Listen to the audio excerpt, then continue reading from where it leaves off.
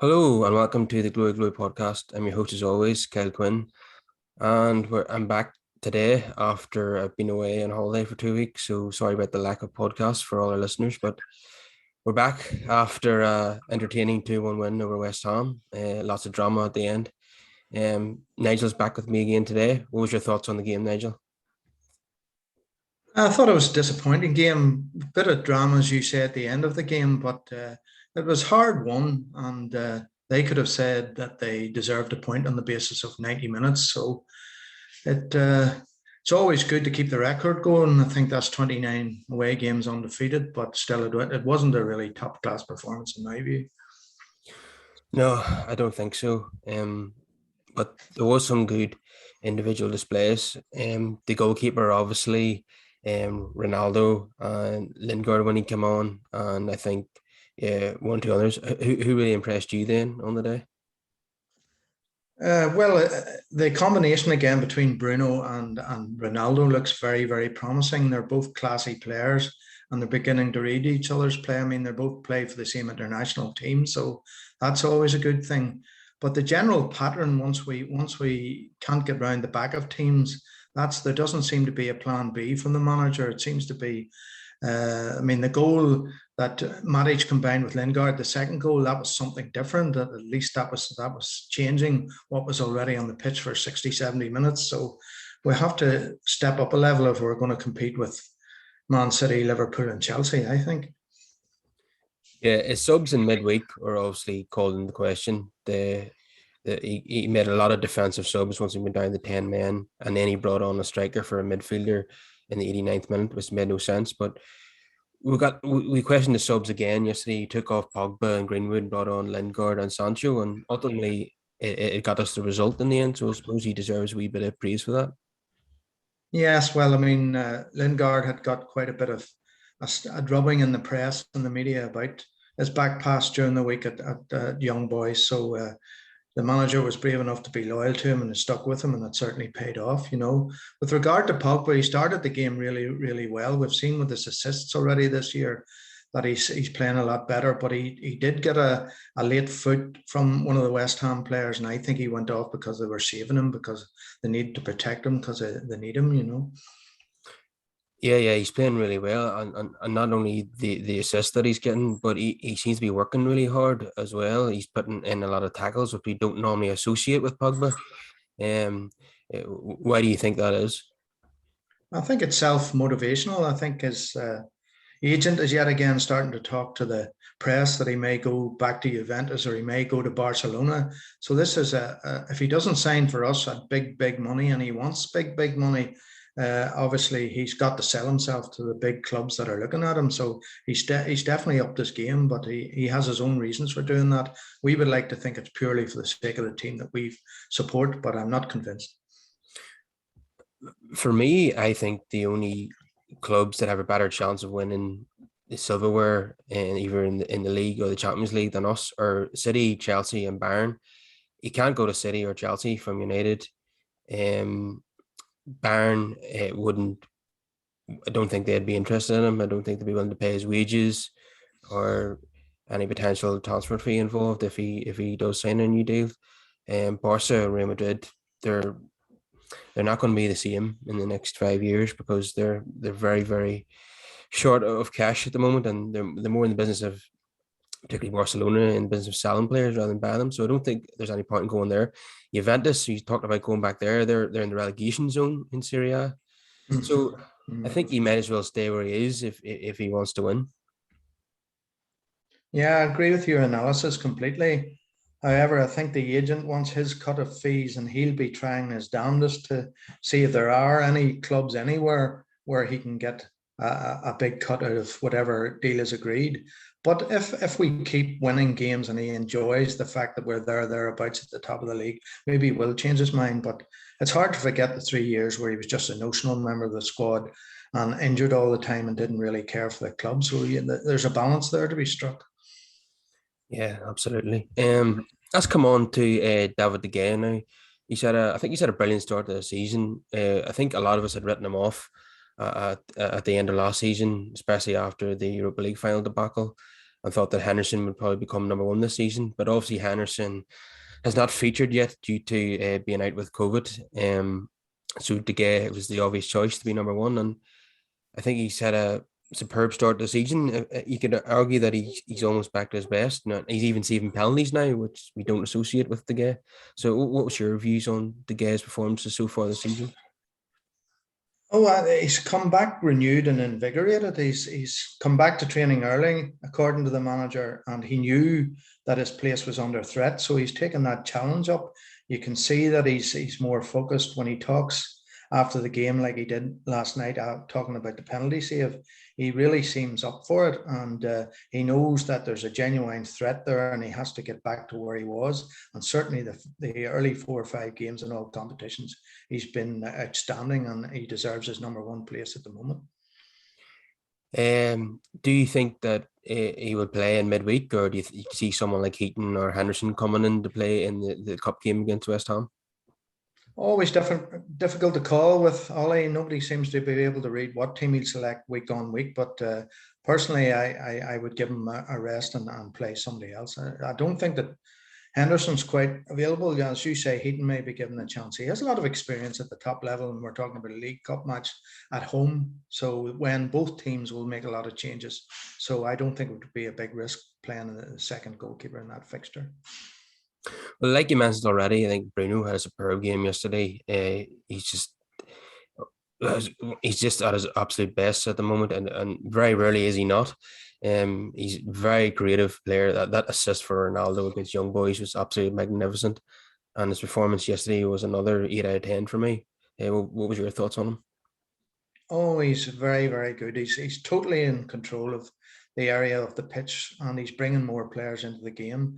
We were excited last season when he was bringing Cavani into the game, and they were beginning to strike the partnership that he's now having with Ronaldo. But the fact that they play in the same international team must be a help. And Bruno's a very ambitious player, so he'll be wanting to create chances for all our forwards all over the pitch, and he's certainly good enough to do that. Well, Ronaldo is off to a great start. That's 4 goals in 3 games. He was written off by members of the press once he joined United, the same ones that were enthusiastic about him being City's number 9. All of a sudden, he was past it when he was joining United. But despite being 36 years old, he's continuing to prove all the doubters wrong, isn't he? No, he certainly is. He's got the quality. The goals per game ratio speaks for itself, really. My primary concern about Ronaldo is the level of service. I had hoped that Sancho would be a regular contributor to the goals that Ronaldo would score, and they would develop some sort of. But he's not been afforded that opportunity by the manager, so he's depending on feed through from Bruno. So if we're going to compete with those top 3 teams that you talked about there in England, we're going to have to get somebody in the right-hand wing playing the crosses for Ronaldo, and he'll bury them if he gets a chance. Yeah, you would like to think long-term that Sancho will come into the starting 11. He's obviously lacking a bit of form and fitness. He didn't play much over the summer and didn't have much of a pre-season.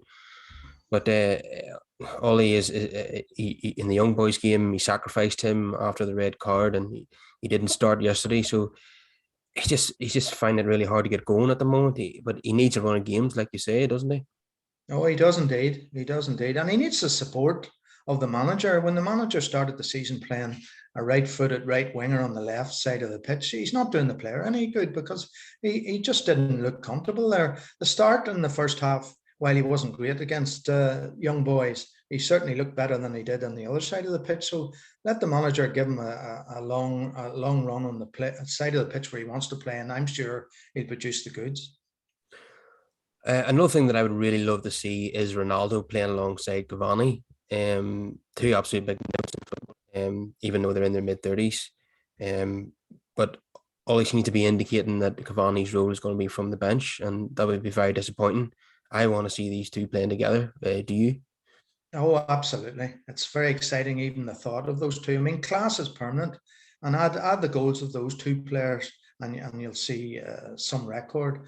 And Cavani wants to play. When he's fit, he wants to play 90 minutes. He just doesn't want to be an impact player. And personally, I think it would be an insult to him to just bring him on for 20 minutes every game and not start him in any game. But you need a manager who's prepared to take risks.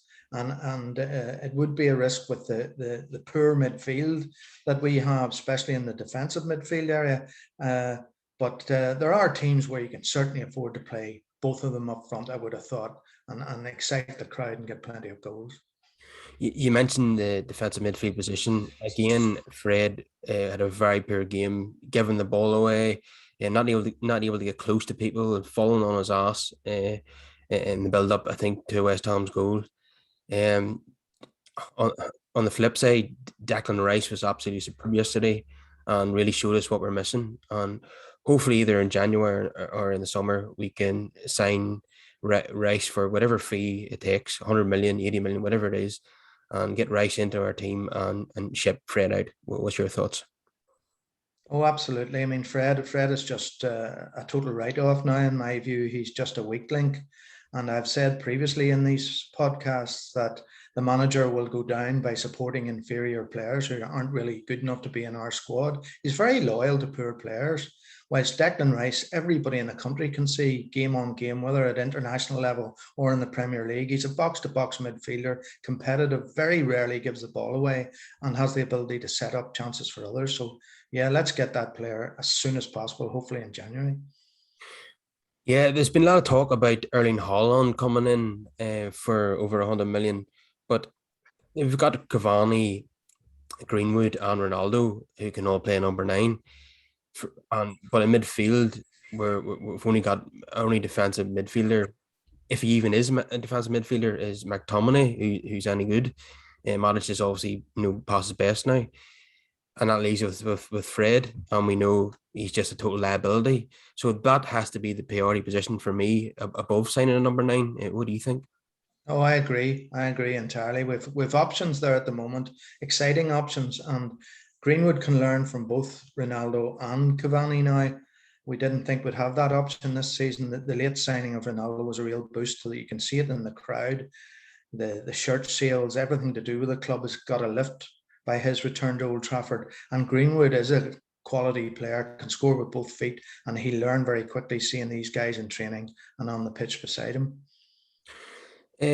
Just a general point about yesterday. I hate talking about referees, but I thought Martin Atkinson was an absolute disaster yesterday.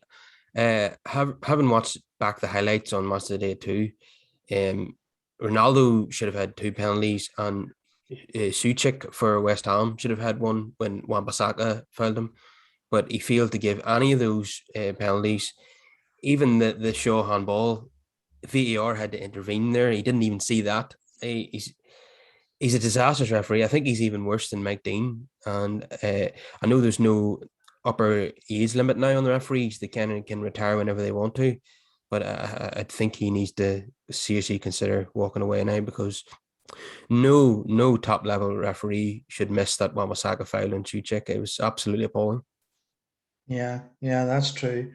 But they all get assessed week on week. I mean, surely if he's producing continual bad performance as a referee, that'll be taken on board. But certainly he wasn't good yesterday, and we don't want to be relying on the computer system all the time. We want referees who can see things quickly, be up with the game, and make the right decisions. Yeah, I don't say much about the VAR darn England either. The fact that he didn't intervene in so many of them calls, and then he did eventually at the end.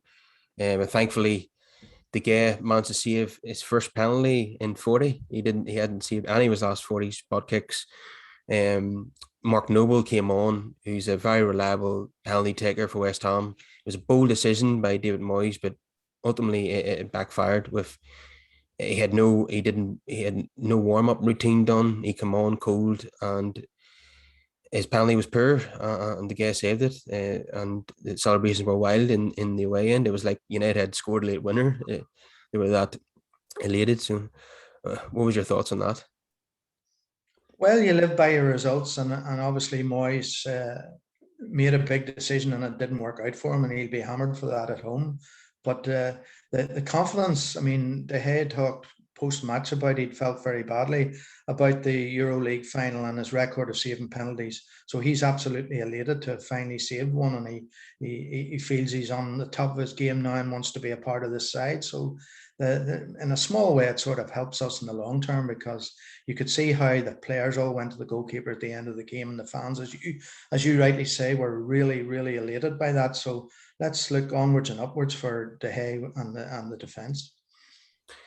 Yeah, De Gea has definitely improved. Varane has been an amazing addition. He impressed me again yesterday.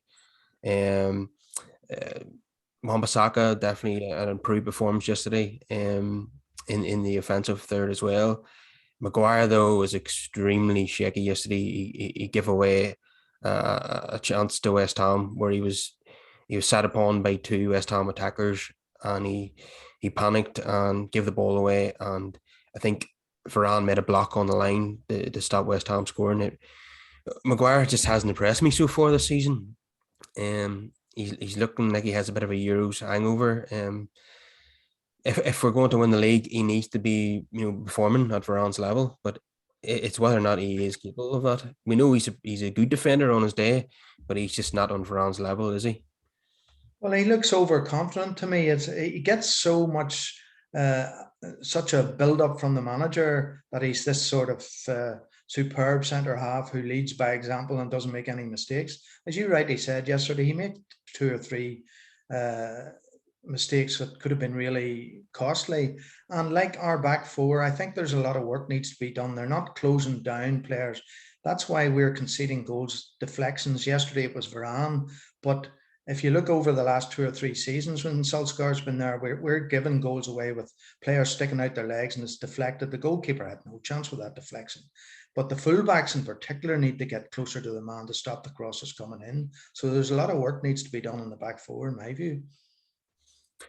Yeah, it's definitely the best back four we've had in a long, long time. But there are issues, and sadly, I think the captain is probably the main issue.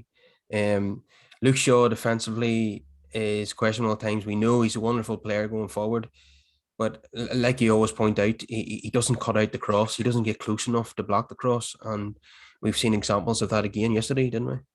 Yeah, I think, is it something to do with his fitness this early in the season? Hadn't had his holiday after the Euros. He certainly doesn't seem to be able to keep up. He's wonderful talent going forward. He's now designated with taking corners from both sides of the pitch. But certainly your fitness needs to be of a certain level to get us close. But Wan-Bissaka was the same yesterday. He was standing off the guy on the left, and he's much, much better defensively than Shaw. But there needs to be a bit of work done. Let's get worked on closing down people and cutting out crosses, which can cause damage.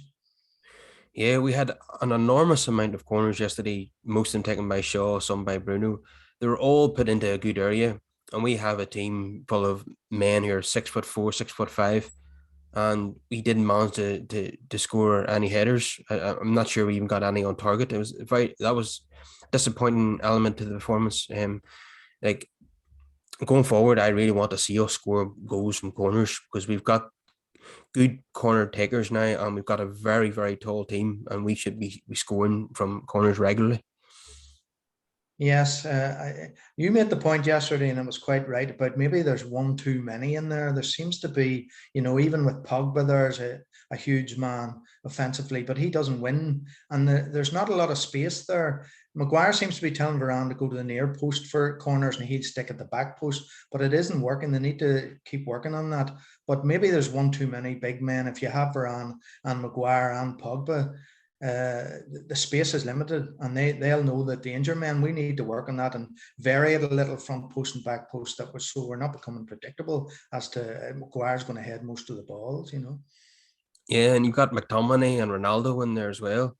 Yeah. Yeah, I expect as the season goes on to see us score goals from corners. I mean, Maguire's always scoring for England from corners. I want to see him do it more for United. Absolutely. Maybe if he got one, it would set him up and he would get his confidence back. But he didn't. He had one header that went wide. The one header he did get at, he didn't, as you say, no headers were on target, which is very disappointing. What did we have? 11, 12 corners in the game, and we couldn't get one save from the goalkeeper. Yeah, and unfortunately, most of the headers are won by West Ham defenders. I know they're quite a tall team themselves, as David Moyes does like to put together a tall team.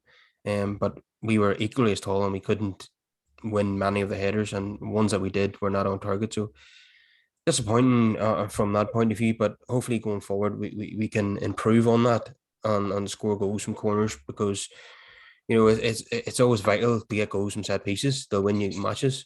And so we'll come on to the player ratings now. The guy is obviously going to be a very high score. Oh, he's 8 out of 10 for me. He and the penalty save was just outstanding.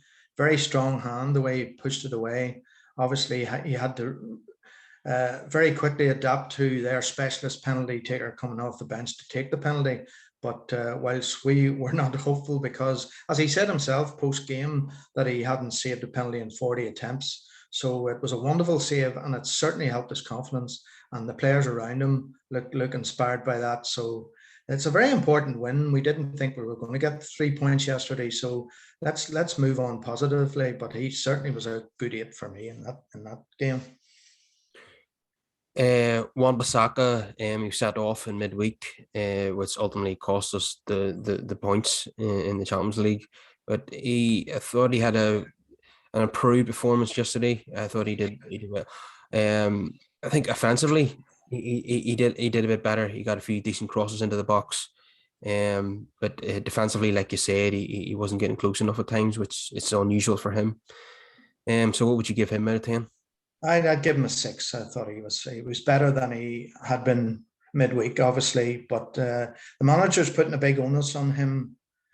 He's decided that Shaw's going to be the guy that's getting most of the crosses and taking the corners, etc. And there's nobody ahead of Wan-Bissaka. I mean, that's where Sancho should play. I mean, although he tries, we know that's the weakest part of his game, the offensive side of the wing. So 6 would be good enough for me in that one. Yeah. Okay, what about Harry Maguire? We've talked about it already. He had a few shaky moments. One in particular was nearly led to a West Ham goal. But this has been a theme of the season so far, unfortunately. So what would you give him? Well, yeah, Maguire got a 5 for me. He had a particularly poor game, I thought. I mean, the manager always says that he leads by example and follow Maguire, and yet the team will do well, etc., etc. But I would like the partnership between Maguire and Varane to be established. It was very disappointing to see Varane left out in Switzerland, and Lindelof, who for some reason yesterday wasn't even on the bench, restored. We all know in the club and the people who assess back four performances know that partnership didn't. Why did we pay all that money and then not start Varane in the first Champions League group match? Doesn't make sense. Let's give Varane and Maguire a chance to establish them. Varane was much, much better yesterday. I would give him a 7. He was responsible for the deflected goal, but that could have happened to anybody. I don't blame him specifically for that. Yeah, I don't think unlike the Fred deflection against West Ham, I think he was just unfortunate there. It just came off his arm and into the net. But he played really well again. His positional play is fantastic. When a player beats him, he's got the pace to get back and make the block. He's fantastic on the ball. He brings the ball out. He spreads it left and right. So he's been very, very impressive so far, hasn't he? Yeah, he appears the stronger of the two there. And I mean, you don't play for Real Madrid and win 4 Champions League and all the medals that he's done by not being a good player. He is a classy footballer. He reads the game well. You saw 2 or 3 times yesterday where he brought the ball out of defence and was able to pass it directly to the feet of on the left side and the right side. So there's variety to his game. And if Maguire tightens up a wee bit, that could be a rock solid defensive pair. Hopefully, yeah. We want to see Maguire get back to his best. So Luke Shaw, again, he's always a good outlet going forward. Provides some brilliant crosses into the box. Plays 1-2s with the forwards and gets in behind. But defensively, it's a bit questionable at times. He doesn't get close enough and doesn't block the crosses. And we've seen that again yesterday. So, what would you give him out of 10? Well, I'd still give him a 6 because of what he did at the other end of the pitch. And he has taken responsibility for corners and wants to set up offensive moves and looks for interaction with Pogba on the left specifically. But he was responsible for a terrible penalty conceded. I think he was tired at that stage. It was sort of a lazy arm went out. Clear penalty. Nobody that I can see would doubt that that was a penalty. If that happened at the other end of the pitch, we would all want a penalty for that. So that sort of takes the score down to 6 from, he usually gets 7, 8, 9, but he wasn't on the top of his game yesterday, I didn't think. Yeah, it was definitely a stonewall penalty. There's no way the VAR was not going to give that. And we thought that was it. We'd drawn the game. I think we all just accepted that we'd drawn the game, and we were going to lose ground on Liverpool and Chelsea. But a miracle happened. De Gea saved a spot kick. Happy days. Fred, just another embarrassing performance. He cannot be part of our 11. He can't. There's no way any team can win the Premier League with Fred in midfield. He's just an embarrassment. I'm sure he's a nice guy. He tries hard. He's tenacious, but just isn't a good enough footballer at this level. No, definitely not. He gets a 2 from me, and that's been kind to the fella. He definitely loses the ball far too often. Doesn't have much vision. We all know he can't score goals. So he's the obvious weak link, and let's hope the manager finally sees that and looks elsewhere. He has a big squad, Solskjaer, 25 players. There can be other people given opportunities that haven't been given the opportunities that Fred has. So disappointing too. So what about Scott McTominay? Is his first game in 4 weeks. Probably wasn't at his best, but we seen him at one particular incident where he got into the opposition box and created a chance for himself. And even at the end, despite his lack of match fitness, he was just everywhere, closing people down and getting tackles in. He's a player we simply just cannot do without. So what was your thoughts on him then? Oh, he had a very good game. When you consider his lack of fitness and match fitness, I'd give him a 7. He'll get much higher from me week on week as he gets better, but he's played the whole 90 minutes, which tells you that the manager wasn't going to withdraw him, even though he wasn't really fit enough to play 90 minutes. He's a big part of the team. He believes in spurring those around him by his own personal performance, and he was one of the guys that was delighted when the penalty was saved and United had got 3 points rather than 1. So it's always good to have McTominay back in the team. And Bruno Fernandes, again, everything was happening through him. He was creating chances. He was having shots on goal. Always dangerous. He was taking some corners that were played into good areas. He's just at the top of his game at the moment, and that's exactly what we need. Despite the sign of Ronaldo, we'd argue that Bruno was still our talisman. Oh, an 8 for me from Bruno. I mean, the ball in for the Ronaldo goal, just like the one the other night on Tuesday night in Switzerland. That's top class football. He's always on the lookout for people moving quickly off the ball to get behind the defence. Our midfield is so tight, and as you always say, with the 2 defensive midfielders, the way the manager wants Fred and McTominay playing together, we depend on Bruno being on the top of his game because he can switch it in a minute and provide chances that the others can't. So he's a quality player and fully deserves an 8 mark. Would have been 9 if he scored. One of the few times he doesn't score, but he's always available. Yeah, we still haven't seen what will happen whenever we get a penalty when Bruno and Ronaldo are both in the team. That's going to be very interesting. So Paul Pogba, what would you give him out of 10 for his forms yesterday? I thought he was very good. He was doing what we don't associate with Pogba. Like we said earlier, he was putting tackles in, putting himself about, and he ended up getting himself a slight injury in the process. And yeah, the West Ham fans were taunting him at the end, and I think he was reveling in that. He kind of winding them up a wee bit. But yeah, he seems to be very, very committed at the moment. Whether that's because he wants a new contract or he wants a move, we're not sure. But he is playing really well. Yes, I'd give Pogba a 7. I mean, he didn't complete the 90 minutes because of injury. I think the manager wanted to protect him. But in the very tight situations down the left-hand wing, his interaction with Shaw was very, very good. He is a quality player, and he can see the early pass. when he's committed, and you've made the point, he is more committed, and that shows with the interaction with his colleagues. Was a lot of occasions last season where the players playing with him sort of looked at Pogba as if he wasn't on the same wavelength. This is different this year. He started very well with his 7 assists, and he is a classy footballer. And let's keep him on the pitch and keep him dedicated to the cause, and plenty more wins for the Reds.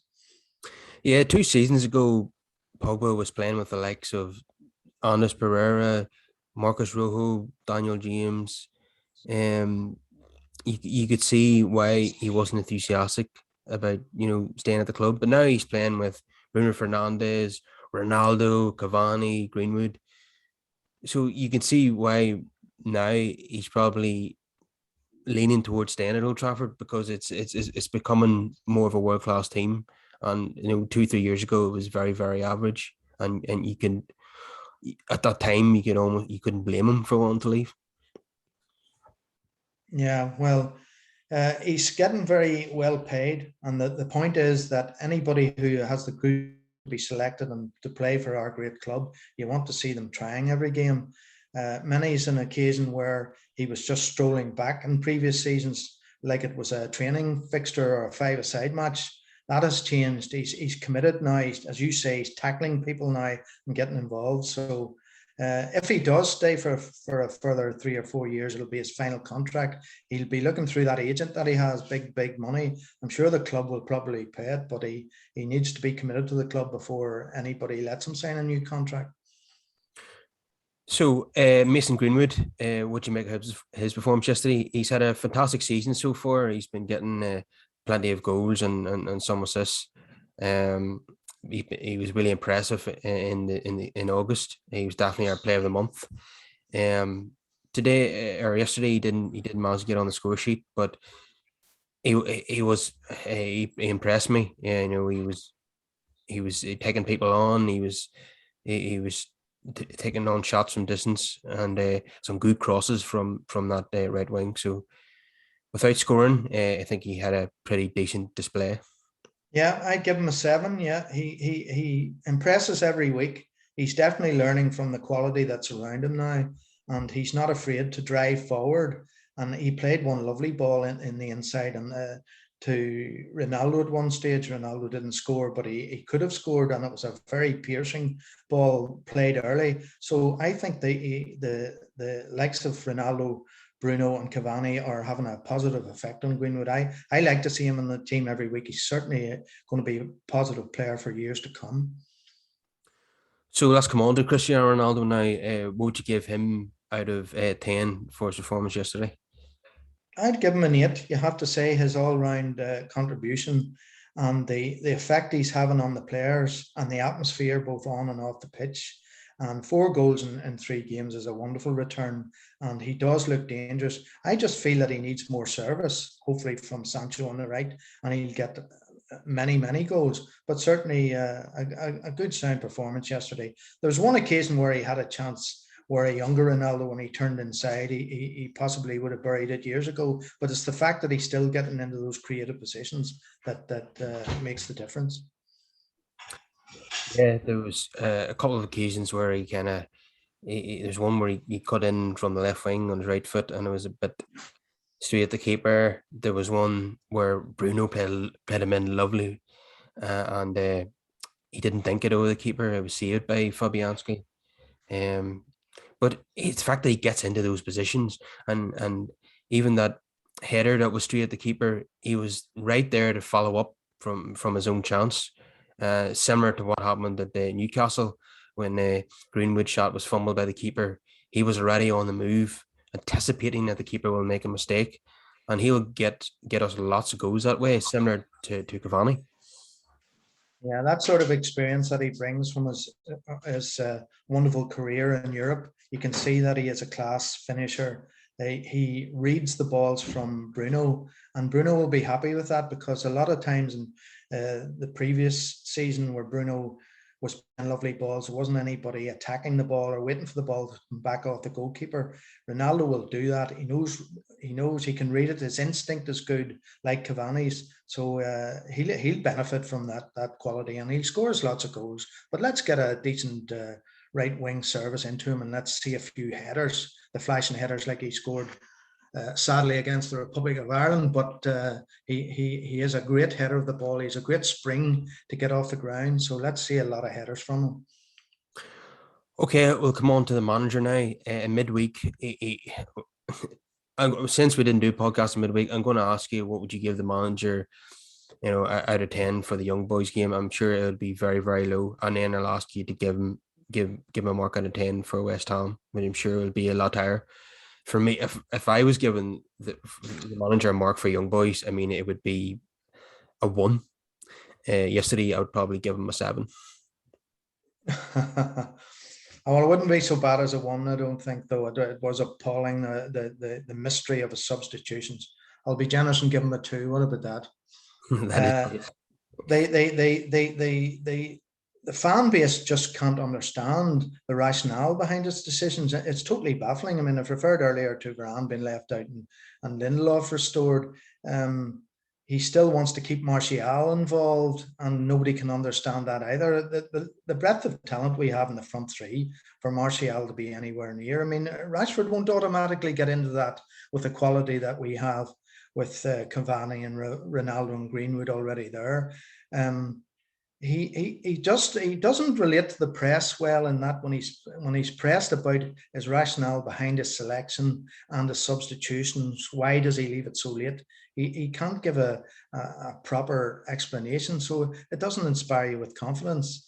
As regard to Mark for yesterday, I would give him 2 more. I would give him a 4, simply because the club's 29 game record away from home, which is some record. It's not any trophies, Kyle, but it is a good record that you can go away from home and not take the game to them. But the decision yesterday not to play Sancho when West Ham didn't have their primary centre forward, that was a game we could have taken the game to them, scored early and got Sancho fitness and into the game, maybe 1-2s with Ronaldo, and the manager wasn't prepared to take that risk. We don't see him training every day. The manager can say he's not up to fitness, and that's fine, but he's not going to get any match fitness if he's continually on the bench. Just look at Donny van Beek's confidence, the way he's been isolated and frozen out of the first 11 for so long. So let's hope that Sancho will soon get his chance to start where he deserves to be, on the right hand side, and let him play 90 minutes for 4, 5, 6 games,